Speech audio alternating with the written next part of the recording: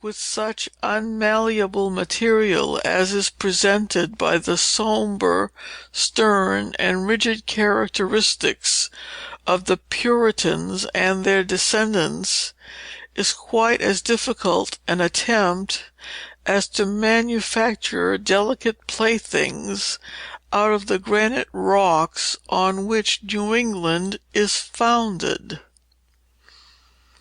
End of preface.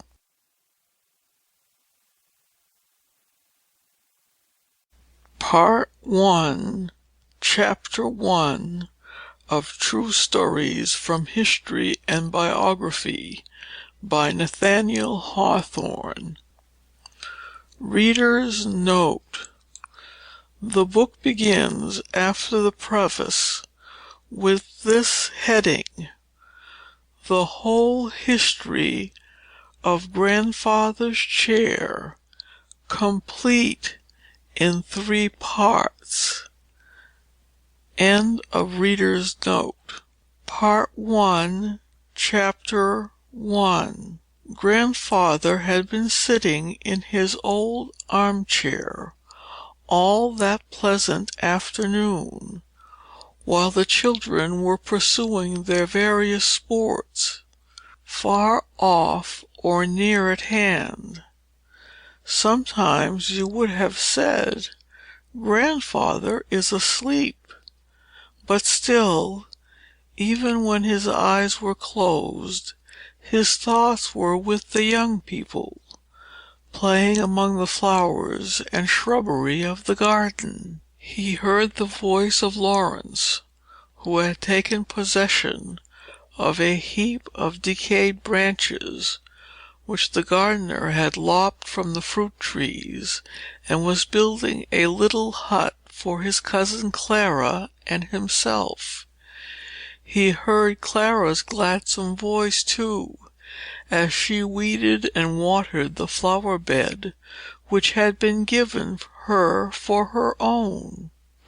He could have counted every footstep that Charlie took as he trundled his wheelbarrow along the gravel walk, and though Grandfather was old and gray-haired, yet his heart leaped with joy whenever little Alice came fluttering like a butterfly into the room. She had made each of the children her playmate in turn, and now made Grandfather her playmate too, and thought him the merriest of them all. At last the children grew weary of their sports, because a summer afternoon is like a long lifetime to the young. So they came into the room together, and clustered around Grandfather's great chair. Little Alice, who was hardly 5 years old, took the privilege of the youngest, and climbed his knee.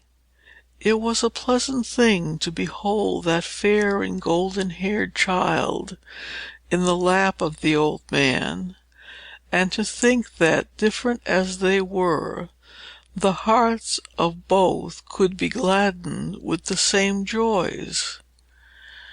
"Grandfather," said little Alice, laying her head back upon his arm, "I am very tired now. You must tell me a story to make me go to sleep." "That is not what story-tellers like," answered Grandfather, smiling.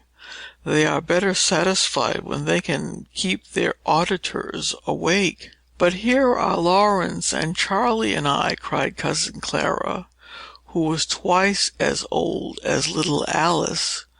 "We will all 3 keep wide awake. And pray, Grandfather, tell us a story about this strange-looking old chair." Now the chair in which Grandfather sat was made of oak, which had grown dark with age, but had been rubbed and polished till it shone as bright as mahogany. It was very large and heavy, and had a back that rose high above Grandfather's white head. This back